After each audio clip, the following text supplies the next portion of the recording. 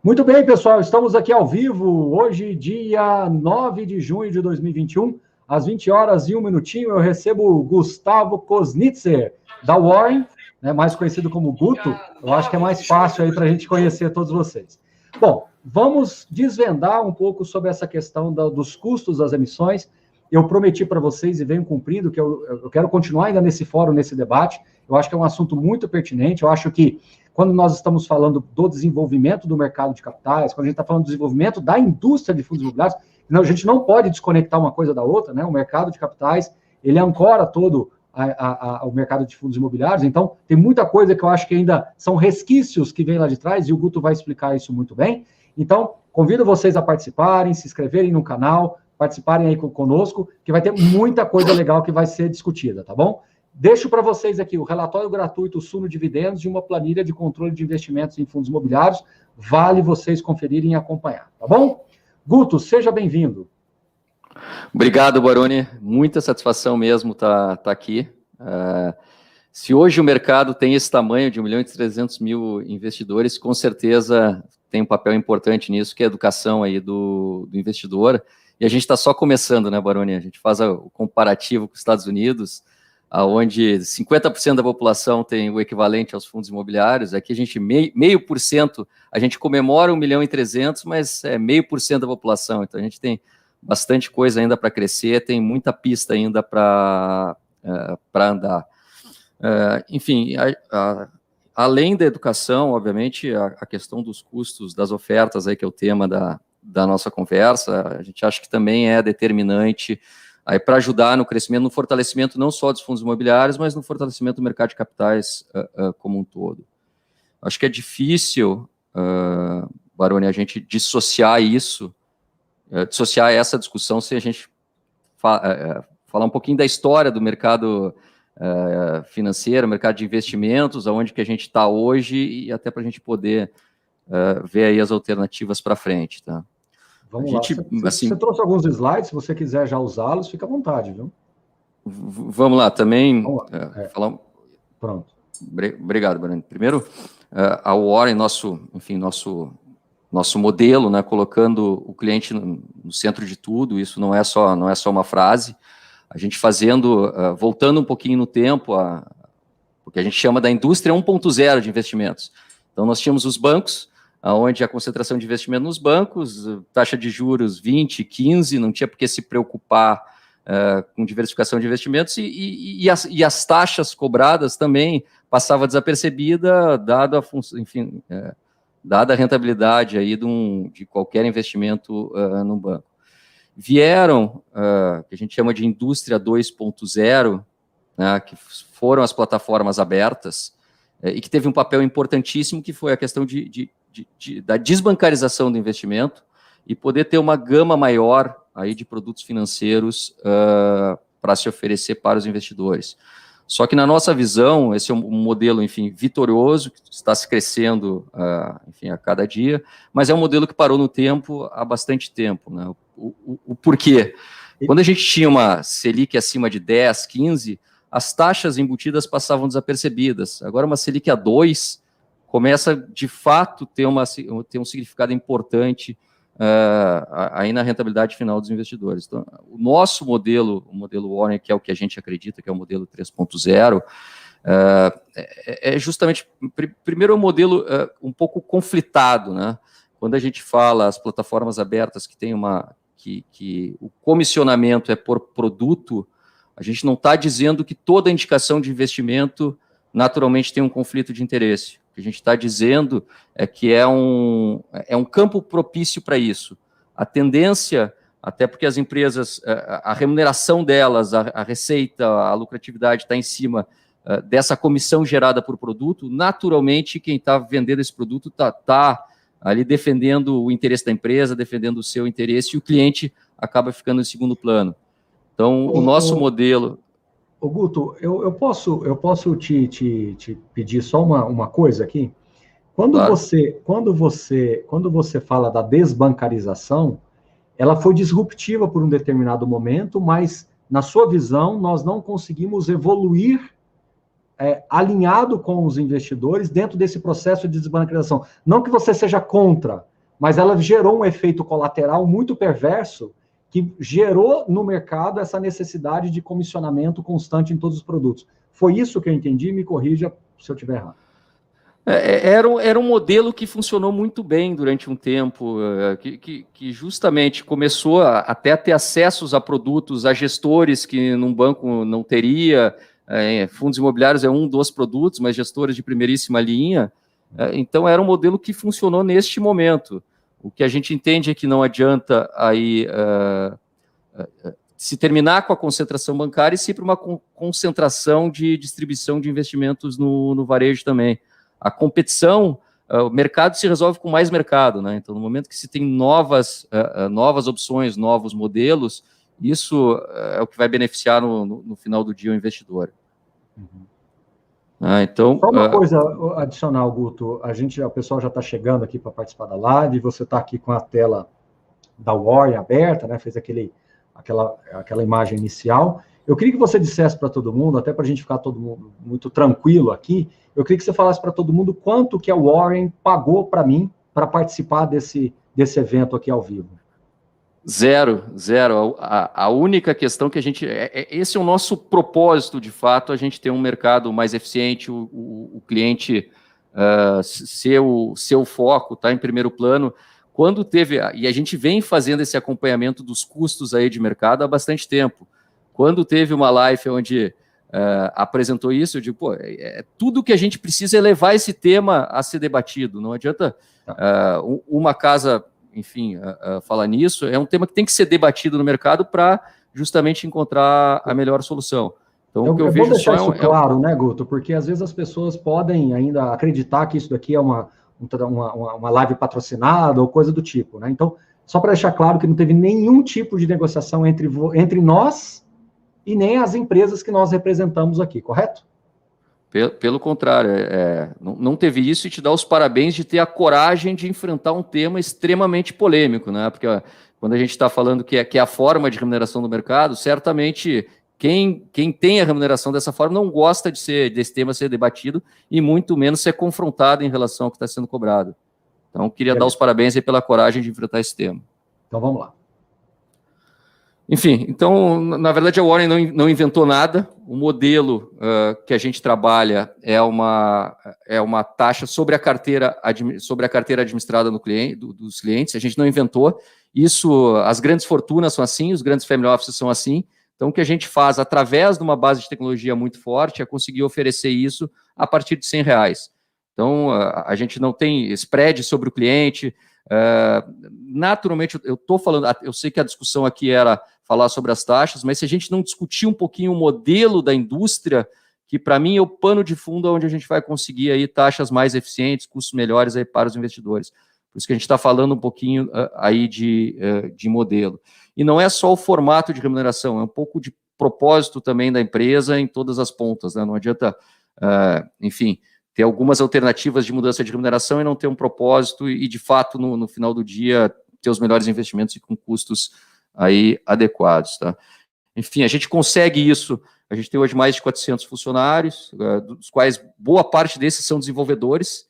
Então, obviamente, nosso modelo eventualmente pode gerar menos receita pontualmente, mas a gente consegue escalar com uma base de tecnologia muito forte e com a visão que o mercado vai caminhar para o nosso modelo, e a Warren com certeza vai ser um dos players relevantes aí nessa indústria 3.0 de investimentos. A gente já tem hoje 150 mil clientes, estão crescendo, enfim, exponencialmente mesmo, tanto em AUM quanto em número de clientes. A Warren não é só uma plataforma de distribuição, nosso core é uma plataforma de investimentos, mas a gente entende que para ser eficiente e entregar esse resultado para o investidor, a gente precisa ter uma gama completa aí de serviços financeiros, até, enfim, para não depender, e quando a gente acredita que pode ser mais eficiente em custo, a gente tem que pensar em 360 aí dos serviços financeiros, né? Então, enfim, obviamente não vou entrar em todos esses, mas a ideia de trazer e estruturar uma área de mercado de capitais na Warren é para a gente, de fato, se não tiver outros entrantes que possam fazer isso de forma mais eficiente, nós vamos fazer e vamos entregar o custo mais eficiente aí para o mercado. Agora vamos aí para o o tema, tá? Falar um pouquinho, dissecar um pouquinho primeiro para a gente discutir onde é que teriam as alternativas, Baroni. Primeira coisa que a gente sempre fala é o seguinte, ninguém gosta de ler prospecto, né? Mas leiam um prospecto, é interessante, as informações estão lá, a questão de custo está lá, comparar um com o outro, enfim. Então, é importantíssimo poder entender. Então, enfim, sempre tem em todos os prospectos justamente a estrutura de custo das ofertas. A gente começa aí sim a entender, né? Primeiro tem o que a gente chama de outros custos. Então, a primeira coisa é custo de CVM, que é 0,3%, com um limitador máximo de 300 mil.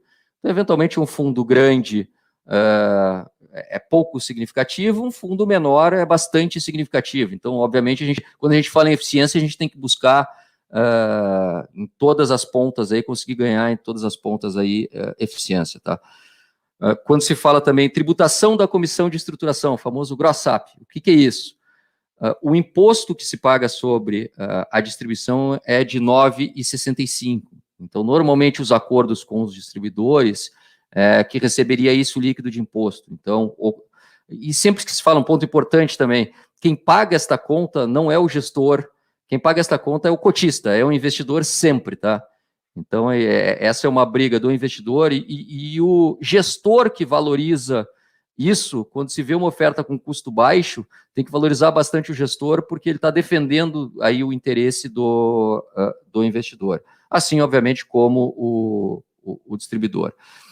Enfim, esse imposto é um imposto que quem paga são os distribuidores, então, normalmente, a prática de mercado recebeu o valor líquido, então tem esse gross-up, que seria o imposto equivalente. Depois tem uma divisão entre comissão de estruturação e distribuição. A gente vai depois discutir um pouquinho qual é o papel real de cada um nas ofertas. Então, pegando uma grande média disso, práticas de mercado, os outros custos, CVM, despesa de material publicitário, custos de oferta, 5%, obviamente isso é muito menos quando são fundos maiores. A comissão aí de estruturação é alguma coisa próximo de 20%. Tá? O que fica para a distribuição é alguma média 75%, mais ou menos, onde normalmente o coordenador líder, quando tem outras ofertas aí participando, acaba ficando com parte disso também, para coordenar o pool de investimento, o que distribui aí para quem está fazendo a distribuição 65% mais ou menos dos custos da oferta. Se a gente fosse fazer uma média, as emissões 400 é uma média de 13,5 a 4,5 a 4,2 como custo total, e as 476 2,3 a 3,6. Só reforçando também, o que é uma emissão 400? Uma emissão 400 é uma emissão de varejo, onde não se tem limite aí de apresentação de investidores. Uma 476 é uma emissão de esforços restritos, só pode apresentar para menos para 75 investidores, e tem algumas questões regulatórias, menos exigência que uma 400. Um ponto importante, já falando um pouco do modelo, né, e o respeito que a gente tem, independente do modelo, mas quem está na ponta fazendo essa distribuição. Quando a gente fala hoje, no modelo principal hoje, onde se tem uma plataforma, onde se tem um escritório de agente autônomo e onde se tem um agente autônomo, o que é repartido para o agente autônomo que está na ponta, falando, obviamente, numa média de mercado. Então, pegando esses 65%, metade disso vai para o escritório de agente autônomo e metade desta metade vai para quem está na ponta, né? Então, com certeza, já um primeiro ponto importante, independente do modelo, mas não é no agente autônomo que está encarecendo as ofertas, tá? Então, esse é o primeiro ponto importante, assim como a gente, independente de ser tecnologia ou não, a gente entende que sim, que ofertas públicas, elas têm que ser de alguma forma remuneradas, porque tem um trabalho importante de acompanhamento, de análise e de aconselhamento de cada oferta. Então, isso deixar bem claro, tá? Agora, um papel um pouco de cada um, inclusive vi um comentário, né, do papel, às vezes o papel do coordenador líder é fácil, é só organização de documentos e tal, fazer a parte burocrática, mas as boas ofertas, eu entendo que o papel do coordenador é muito além disso, Baroni. O gestor, ele não tem obrigação e nem deve focar em ter a visão de mercado. Quem está vendo a demanda, qual é a atratividade da tese, o que de fato o cliente quer hoje, qual é, enfim, o tipo de ativo, se está saturado ou não. E aí eu peço licença. Com o mercado como nós temos hoje, onde a base de cotistas aumentou 10 vezes, até um pouco mais em alguns casos, ainda continua sendo tão necessário um curso de estruturação? Ou seja, o produto já não está bem desenhado e claro e definido por uma base de cotistas? Esse é um questionamento que eu gostaria de te ouvir.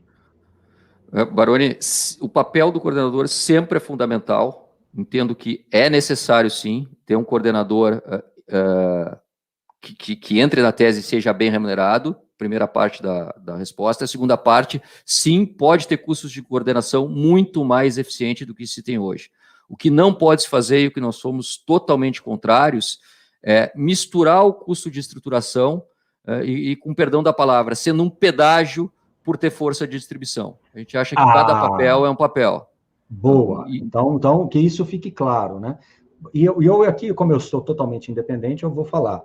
Se eu pego o Kinea, por exemplo, o custo de estruturação é 0. Me corrija até se eu estiver errado e me perdoem se eu estiver errado. Mas o custo de estruturação é 0. Então, assim, onde eu quero chegar é que, às vezes, fica, dada a força de distribuição do player, você tem que pagar o pedágio, como você colocou, na estruturação também, porque sem essa estruturação você não leva o pacote completo. Então, esse é o primeiro ponto que nós precisamos colocar aqui em pauta, correto, o Guto? Correto, sem desmerecer, é o contrário.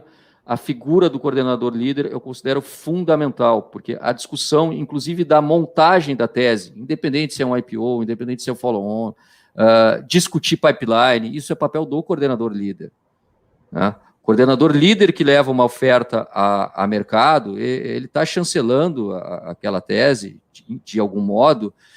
Então, também tem que acompanhar se aquelas teses que o coordenador líder fez, se elas estão performando assim como foi feito. Então, é papel do coordenador líder ele estudar a tese que está sendo feita, estudar, questionar o gestor. E por que gente que fala que a estruturação custaria 100 mil reais, 50 mil reais, e em alguns prospectos a gente vê custando 5 milhões? Ou seja, qual que está muito errado nisso daí? Por que existe um desvio padrão tão relevante assim? Eu considero que ambas estão erradas, tá, Baroni? Então, por quê? Ambas estão erradas. Cada empresa tem a sua equação de custos. Nós temos condição de fazer muito abaixo da média de mercado. Então, nós temos essa segurança para fazer isso. Então, eu considero. Mas certamente a gente considera que um gestor, onde o coordenador líder, ele só está fazendo a distribuição e não faz o trabalho de fato da estruturação, a gente considera que isso também não está correto. Enfim, numa tese bem colocada aí no mercado. Mas vamos lá, vamos à função deles então aí. Enfim, então falando um pouquinho do coordenador líder, tem essa função burocrática, mas eu entendo que é muito além disso, às vezes inclusive de mudar a tese que está sendo feita, ou de construir junto a tese com o gestor. A questão do coordenador líder também já é um pouco para a área de coordenação, isso é muito importante também. O coordenador líder é quem está comprometido com o sucesso da tese. Então, obviamente, se pudesse distribuir e ficar com 100% da remuneração, seria melhor, obviamente, ficaria com 100%, mas montar um pool de coordenação e dividir essa remuneração com demais distribuidores também é importante, e saber quem são esses, não é aquela esteira que eu vou aderir oferta só para ter na minha plataforma, não, buscar quem tem mais aderência na tese, buscar de fato quem vai se comprometer com a tese, e aí a gente vê, enfim, então faz parte do sucesso também, de uma oferta bem distribuída, essa montagem desse pool de distribuição. Inclusive alinhado com tudo isso que a gente está falando. Por que, né? Tem coordenador líder que só aceita se for ele exclusivamente e não ter nenhum consórcio contratado? Então, justamente, normalmente é porque tem força sozinho de distribuição de varejo e quer se beneficiar aí, quer ficar com 100% da remuneração embutida, né?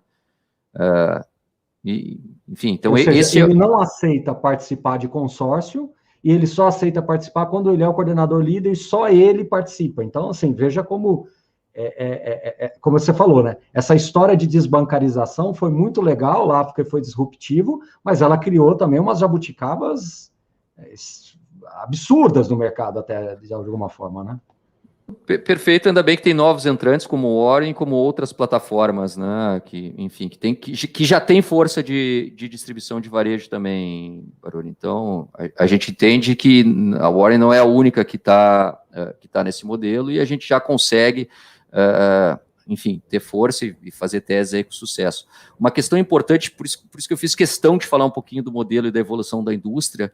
Quem não tem, quem está ainda no modelo 2.0, no modelo antiquado, não consegue virar a chave para isso que a gente está falando. Então, por isso da importância da gente transformar um pouquinho e a nossa indústria evoluir como um todo, e aí, obviamente, isso a gente não é só de fundos imobiliários, é toda a indústria aí de distribuição de investimentos. Enfim, aí a questão dos distribuidores, quando aderem à oferta, tem o papel também, isso é importante. Às vezes se vê uma oferta com mais coordenadores, então isso é importante também. Então a oferta ela pode ser com um custo mais alto, porque essa comissão de coordenação é justamente dividida com esses demais coordenadores para se poder ter o sucesso na oferta, né? Então, obviamente, o custo é um dos fatores, mas às vezes é importante ter uma força aí de distribuidores e dividir, eventualmente a tese está mais cara, a distribuição está mais cara, a oferta... Desculpe. Não, eu digo assim, para deixar a nossa live até um pouco mais dinâmica aqui, a gente fala muito da diferença entre oferta 400 e oferta 476, tá bom? Eu quero te fazer uma provocação diferente. Você não acha que deveria ter custos diferentes para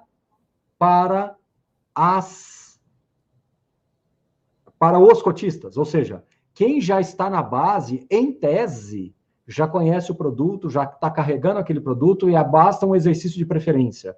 Basta ter uma boa base tecnológica, né, para que você consiga mostrar para esse cotista que ele vai exercer o direito de preferência. Para quem não faz parte da base, para quem não é cotista do fundo, de fato, um esforço de venda maior. Você não acha que deveria ter nessa distribuição uma ramificação de custos para que fosse até mais justo com quem já é cotista e já é comprado na ideia? Poxa, eu sou cotista de um fundo há 8 anos. Para que raios alguém vai me ligar para me explicar uma coisa que eu já estou há 8 anos no fundo? E eu tenho que pagar a mesma coisa para um cara que chegou hoje no mercado e abriu a conta dele na corretora. Você não acha que isso agride até de alguma forma o investidor atual e premia muito aquele que está chegando? Porque os custos ficam divididos, né? Enfim, Baroni, eu entendo que... Discorde, fica à vontade. Não, eu discordo. Eu acho que não pode ter investidor beneficiado, tá? Independente do investidor, ele tem que entrar, o valor que ele está aportando numa sociedade ou num fundo ou numa empresa, ele tem que ser igual entre todos. A discussão, para mim, tem que ser o preço desta emissão, ou se a emissão é vantajosa ou não para quem já é cotista, e não o preço da emissão em si. Eu entendo que uma nova rodada de investimentos, ela tem que ser igualitária para, enfim, para todos os participantes, aí, seja de uma sociedade ou do... Agora, o que eu concordo é que um fundo onde ele tem uma base de cotistas significativa, que a tese está indo muito bem, e que se tem essa fotografia, que se tem uma demanda dentro da própria base de cotistas, eu entendo que sim, em geral, pode ter uma taxa de distribuição menor do que a média de mercado. Perfeito. Mas isso que é bom a gente ter ângulos de respostas diferentes, né? Mas vamos lá. Desculpa, é só para deixar a live mais dinâmica um pouquinho. Ok. Enfim, a gente fez um estudo até, depois do estudo que tu apresentasse aí do Grife, o meu ficou devendo um pouco. Eu acho que o de vocês está bem mais completo, tá? Mas não poderia repetir aí, dado que não foi nossa autoria, mas era só para ter uma média de mercado. enfim, as maiores emissões aí do ano, acima de 200 milhões, que são as significativas, teve uma média aí de 3,10% como custo aí médio das ofertas, tá? Boa parte aí das ofertas só teve 2 IPOs nesse volume, boa parte foram follow-ons. Eu acho que isso eventualmente levou essa média um pouco para baixo, tá? Só chamar atenção, eu não gosto de entrar em teses específicas, muito menos em concorrente, mas eu acho que tem 2 cases, enfim, o case vou entrar depois na Warren também, mas enfim, teve a tese, por exemplo, das teses agro. Por que será que é uma tese nova, precisa ser melhor estudada, precisa ter novos entrantes? Então, é um exemplo clássico, e falo isso sem conflito de interesse nenhum, porque a gente, enfim, não está mandatado hoje para nenhuma tese agro. Naturalmente que é uma tese nova que tem que ser discutida, tem que ter uma remuneração maior, né? Então, é diferente de teses já comprovadas. Enfim, então, cada caso tem que ser analisado aí no seu detalhe. Então, aqui a gente terminamos aqui, a Warren foi a coordenadora líder do HCTR11, então do follow-on do HCTR11, a gente conseguiu viabilizar aí com 2% de custo final. Tirando as do Itaú, que realmente são as que são mais evidenciadas como baratas, vocês ficaram, então, logo na sequência ali. Isso, a gente comemorou bastante, Baroni, e muito, que foi o custo, tirando esse caso citado, que foi o custo mais eficiente da indústria, né? Então, isso, a gente não comemorou o FII, comemorou de fato poder dizer que a gente entregou o custo mais eficiente para a indústria. Essa mensagem, a percepção, e a gente acha que vai crescer assim, que a gente está falando isso, mas a gente entende que é uma demanda também do investidor. Então, esse é o nosso propósito, entregar isso para o mercado. É isso. Eu brinco, ser head de uma área de mercado de capitais, onde o foco é o cliente e não a geração de receita, a minha posição é um pouco mais confortável, Baroni, mas é o nosso propósito mesmo, tá? A gente olha realmente aí o todo. Enfim, aqui a gente colocou também um pouco para discussão. Agora a grande pergunta, né? Aonde pode a Warren conseguiu? Aonde pode ser debatido isso? Aonde a gente pode buscar? E não só a Warren, como o mercado pode buscar isso? Me perdoe, mas eu tenho que voltar naquela live que eu fiz com o conteúdo do Grife, porque assim, se eu pego um fundo que há 4, 5 anos atrás ele tinha 10 mil cotistas e eu pagava 3,5% para fazer uma emissão nova, e hoje eu tenho o mesmo fundo com 100, 150 mil cotistas, e eu pago os mesmos 3,5%, em alguns casos, até mais. Você tem fundos com 300 mil cotistas e os mesmos 3,5%. Não é possível que a indústria de fundos imobiliários vai ser a única no cosmos que não tem ganho de escala.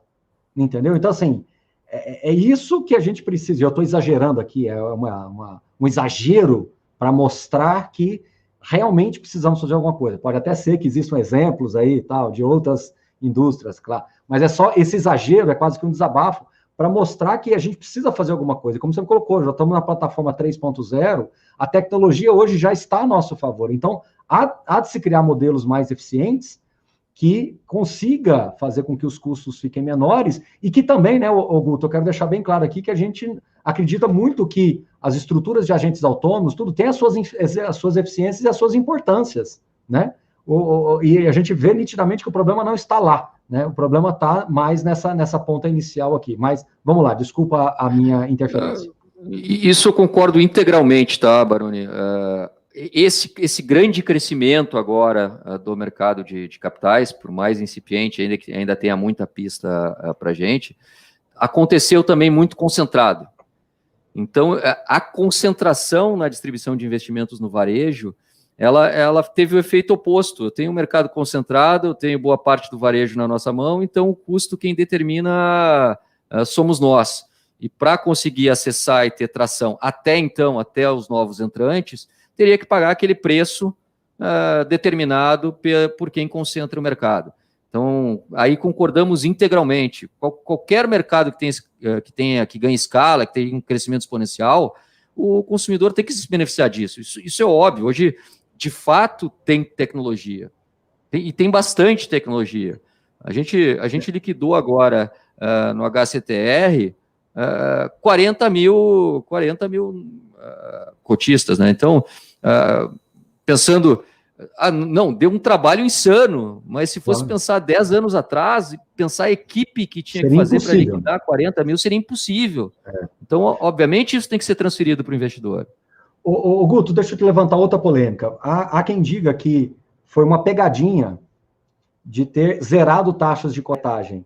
O pessoal fez as contas dos bastidores e falou assim, vamos zerar a taxa de corretagem, vamos atrair um monte de gente e a gente pega aqui na ponta da distribuição, da estruturação e da distribuição. Você acha que foi isso de caso pensado ou foi uma coincidência mesmo do momento de mercado, de ter virado a questão de juros, etc?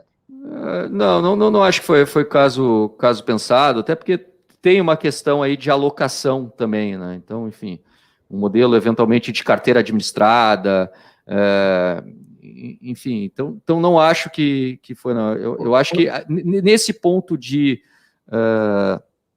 seja de ações, de equities, seja de fundos imobiliários, e talvez por estar na mesma plataforma, eu acredito que sim, foi um benefício grande, que aí sim a tecnologia beneficiou muito aí o investidor. Então não acho que foi de pensar. Ainda bem que é assim, Baroni, eu acredito que se não fosse, que se não tivesse corretoras dispostas a zerar as taxas, teriam os dois custos hoje. Outra questão, a gente sabe da importância, por exemplo, do agente autônomo, né, que ele é hoje a ponta de distribuição direta ali. Agora vamos esquecer fundo imobiliário um pouco. Os fundos de investimento, no geral, eles têm aquela taxa de rebate, né, dentro da taxa de administração, de gestão, tem uma taxa de rebate aos escritórios, etc. Tem um modelo de remuneração próprio. Fundo imobiliário vê de um jeito diferente. Você tem uma taxa de administração para o administrador, uma taxa de gestão para o gestor, para o escriturador, e o agente autônomo, ou enfim, quem está na ponta de distribuição, ele é comissionado naquele momento da oferta. Você acha que em algum momento a indústria de fundos imobiliários pode ir para esse caminho de ter uma taxa de rebate interna e criar até mais fidelidade entre quem oferece o produto e quem adquire? Primeiro eu vou ter que bater no tema de novo, tá? A questão de modelo, onde nós temos... O nosso modelo, nós não trabalhamos com agente autônomo, a gente trabalha com consultor de investimento, onde se tem uma taxa fixa cobrada sobre a carteira, então o incentivo é zero de indicar qualquer tipo de produto. O incentivo é que aumente a carteira, que aí, obviamente, vai aumentar a remuneração do consultor de investimento. Então, esse, para mim, é o primeiro ponto e talvez o fundamental. O segundo, o fundo imobiliário, eu brinco que o problema é ser chamado de fundo, porque ele, enfim, é um fundo fechado, ele é diferente de um fundo de investimento. Então, ele não se prestaria a ter esse rebate, ele estaria mais próximo de uma ação, apesar de ter as suas peculiaridades, mas ele é mais próximo de uma ação e muito distante aí de um fundo comum. Então, eu entendo que, até pelo modelo americano, eu entendo que está correto como é feito. O transacional ele tem um custo, se não zerado, muito baixo, e ele tem um custo, de fato, aí de estruturação, montagem da tese. Até porque vamos pensar num caso extremo, um BTS de 50 anos, está dado, né? O ativo está dado, o trabalho foi nessa estruturação, na montagem, obviamente isso é um caso extremo, não veria por que ter um rebate disso, aí, enfim, para quem vendeu, para quem está custodiando esse ativo. Beleza, vamos em frente, então. A questão, enfim, discutir um pouquinho também os temas, IPO ou follow-on, obviamente um follow-on, ele tende a poder ter um custo mais eficiente, porque a tese já está no mercado, já está testada no mercado, já tem uma massa crítica, né? Já tem track record, então acho que esse é o primeiro ponto, e que já foi falado, você já tocou bastante nesse ponto. A questão, aí uma 400 e uma 476. Vou levantar um outro ponto polêmicozinho em cima de 400 e 476. Você não acha que vai chegar uma hora que 400 realmente vai ser o clássico IPO? Porque, desculpa a minha sinceridade com vocês, com o mercado todo, mas eu acho que a oferta 400 ela vai ser só do IPO.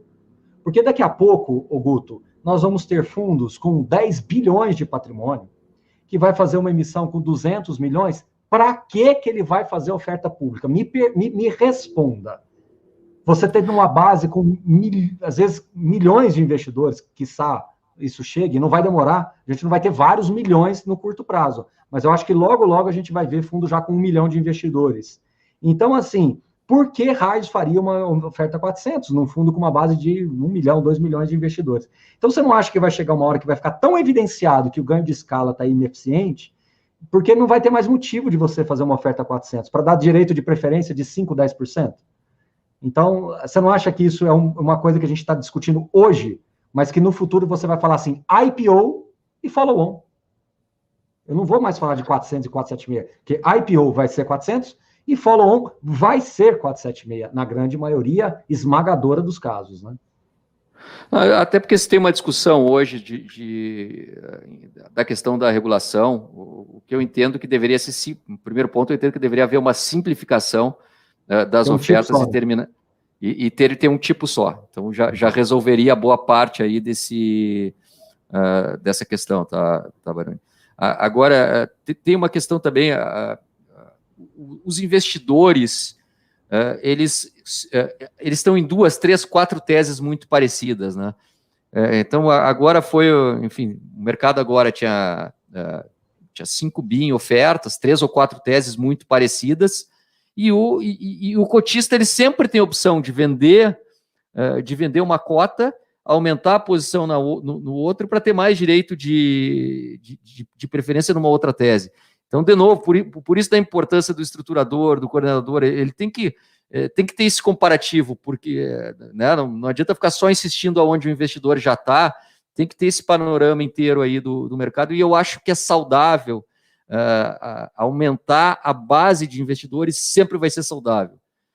Obviamente, a gente, quando pensa no número de 1 milhão de pessoas, a gente já tem essa pulverização aí do passivo, do número de investidores, mas eu acho que a tese, o investimento, a gestão mais saudável é quanto mais pulverizado for esse investimento, sem dúvida.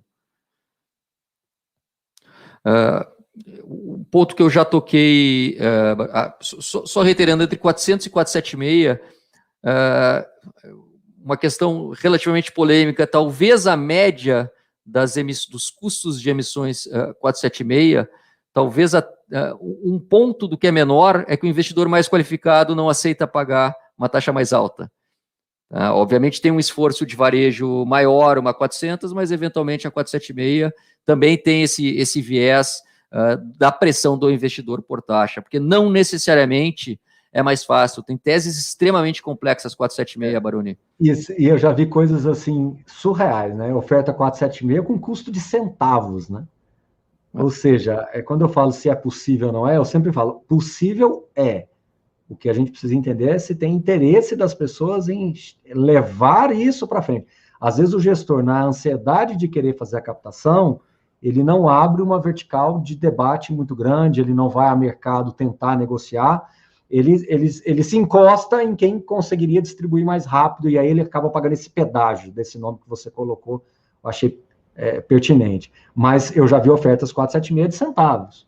Então eu te pergunto, Guto, possível é, né?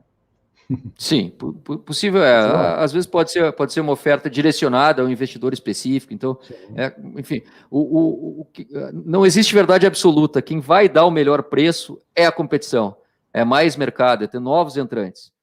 E obviamente, o que a gente está fazendo aqui, o investidor perceber isso. Por que eu vou continuar aqui se eu estou vendo que eu posso ter as mesmas opções de investimento por um custo mais eficiente? O mercado hoje de investimentos, todas as plataformas estão distribuindo praticamente todos os produtos. Quem vai ganhar esse jogo é quem tiver mais alinhado com o cliente e quem tiver produto e serviço diferenciado. O varejo sempre foi isso. Não é porque é digital que vai ser diferente, Baroni. Você está no dia a dia disso, conversa com o mercado, conversa com os players. Você está sentindo que estamos num processo de mudança? Muito, muito. A gente está essa disrupção já está acontecendo. É só ver o interesse de grandes investidores por esse novo modelo, né, os movimentos que estão tendo, quais são as grandes apostas atuais aí de que vai ser o futuro do mercado de investimentos. Então, e a gente vê na prática também o crescimento das empresas mais alinhadas com o investidor nesse modelo que a gente está falando, e a gente vê um outro modelo de crescimento por aquisições, por consolidações, com valuations que a gente não entende, a não ser se, eu brinco, que tem que combinar com o investidor, que ele vai seguir pagando toda essa conta para sustentar os movimentos aí que a gente vê no modelo anterior, tá, Baroni? Ô Guto, a gente já está com 40 minutos, deixa eu te fazer, tem mais algum slide além desse? Posso subir aqui? Não, é só isso. O último seria a questão, enfim, que eu acho que é o coroamento de tudo isso que a gente discutiu, sem, de fato, uma mudança disruptiva no modelo específico de distribuição de investimentos, a gente não vai conseguir ter custos mais eficientes aí de uma forma relevante no mercado, né? A minha preocupação é sempre o processo de desbancarização, que foi muito bacana e muito disruptivo no passado, ele gerou esse efeito perverso de custos de distribuição muito alto, custos de estruturação muito alto. Então, eu fico com uma certa, de mãos atadas em alguns casos, porque a força desses grandes grupos é muito grande. Porque da mesma forma que foi difícil mostrar isso para o mercado no passado, né? Antigamente nós tínhamos 3 ou 4 bancos, que até hoje ainda eles têm essa hegemonia dentro do mercado, mas os bancos digitais chegaram e conseguiram dar opções. Então, muitas pessoas hoje, né, modelos de transferência mais ágeis, modelos de cartões de crédito, etc. Então, tudo isso conseguiu mudar o modelo de bancarização no nosso país. Só que agora nós estamos numa outra fase em que as empresas que defenderam essa disrupção no passado, agora elas criaram outras formas de se beneficiarem, em que cria um efeito colateral muito complexo para o investidor pessoa física. Só que agora não é mais aquele que está pagando a taxinha lá de manutenção da conta, é o cara que está pagando a taxona de distribuição de um fundo imobiliário, que às vezes equivale a 3, 4, 5 meses da renda dele. Então, quando a gente faz esse apelo, é pelo bem da indústria. Eu já falei, vou repetir, o meu legado dentro da indústria de fundos imobiliários é querer ser lembrado como uma pessoa que conseguiu desenvolver no momento que eu tive ativo aqui na minha interlocução com as pessoas. E aí, às vezes, Guto, eu fico de mãos atadas. Então, assim, pessoas, empresas, companhias que queiram espaço aqui no nosso canal, que queiram mostrar, assim como a Warren fez, serão bem-vindos, né, Guto? Porque você está vendo essa transformação do seu lado aí. Isso ainda não chegou muito aqui para a pessoa física. Mas só para a gente caminhar para o fim aqui, você acredita que isso é algo para 1 ano, é algo para 3 anos, é algo para 1 década? Como é que você vê essa nova revolução aí no mercado de capitais de fundos imobiliários, especificamente? Baroni, a boa notícia é que, como toda disrupção, ela, quando acontece muito rápido. Então, já não é mais sinalização. A gente vê teses concretas, uma delas foi, enfim, o nosso está aí para provar, com um hectare, 500 milhões, feitos por um custo super eficiente, então já mostramos, é um volume relevante. Tem outras teses também, que também teve uma demanda de varejo com custos bastante eficientes, e o que a gente tem falado entre as plataformas que estão alinhadas, é dizer, a gente está muito alinhado. Nesse quesito, nós não nos vemos como concorrentes, porque a gente quer, de fato, fortalecer o mercado de capitais, com foco no cliente. Então, a gente já tem força de varejo, está acontecendo muito rápido. O investidor já percebeu isso também, e também ele está procurando justamente as casas ou acessar as teses onde ele, de fato, vê que está alinhado. Então, eu acredito que seja muito rápido esse movimento, tá, Baroni? Você sabe por que a gente está nessa pauta e falando? Muitas vezes perguntam, mas, Baroni, por que você está falando mais sobre isso agora? 2 motivos. O primeiro é que eu acho que o mercado de fundos imobiliários é por ciclos. Nós terminamos um ciclo 2020, 2021, nós terminamos um ciclo onde a gente precisava colocar gordura na nossa indústria. Então, nós criamos algo relevante. Agora, a gente está entrando no outro ciclo, que é de eficiência, né, de custos, de gestão e etc. Mas qual foi o segundo ponto que me deu essa coragem de falar sobre isso? Os gestores reclamando para mim. Você não tem noção do tanto de gestor que eu falei depois daquelas lives que eu fiz. Pô, Baroni, ainda bem que você está falando sobre isso, cara, porque os caras nos pressionam demais, eu estou com um pipeline legal aqui, alguma coisa, e eu tenho que seguir aí dentro desse ritmo do mercado, e não é legal, e a gente não tem, fica entre a cruz e a espada, vamos usar um dito popular, fica entre a cruz e a espada. E às vezes os gestores, eu não estou aqui defendendo, mas eu estou falando o que chega para mim aqui, os gestores, Guto, que reclamam, às vezes, em alguns casos, falam, Baroni, eu até tento ser eficiente, mas se eu não for por esse caminho, é o establishment, né? O establishment está assim. Então, quando a gente vê a disrupção acontecendo, a gente gosta porque traz essa autorregulação, que eu falo que é a única verdade que eu acredito. Isso é autorregulação. Trazer o Warren aqui, trazer outros players que quiserem, é autorregulação. É você criar, como é que você falou? Trazer mercado para dentro do próprio mercado, né? O mercado você resolve com mais mercado, né? Exatamente, mas, enfim, agora, o gestor, se continuar com essa visão, a percepção dele para o investidor também vai ser penalizada, né? Então, eu concordo que o gestor, ele precisa ser parte da solução. Sim. E não ceder ao problema. Exatamente. Então, quando ele fica até a cruz, ele precisa crescer, ele tem pipeline, ele precisa avançar. O mercado está indo, ele tem que ganhar escala dentro do próprio mercado. Só que, por outro lado, ele está preso nessa questão das taxas. Ele vai brigar, mas aí a coisa não fecha. Enfim, não é fácil, viu, Guto? Mas está mudando muito rápido, Baroni. Essa é a notícia boa. E fico feliz de ver a Hectare já inaugurando aí com vocês. Outras frentes poderão se abrir. Torço para que dê certo. Guto, como a gente falou lá no começo, e repetimos agora para todo mundo que está aqui, você não pagou nada para mim para fazer uma live como essa, nem as empresas que nós representamos. Suno e Warren tiveram negociações para uma live dessa acontecer, por um motivo simples, porque nós acreditamos na indústria de fundos imobiliários. Ela está acima de nós como pessoas. Amanhã nós não estaremos mais aqui, mas a indústria vai continuar. Então a gente está fazendo uma coisa para melhorar.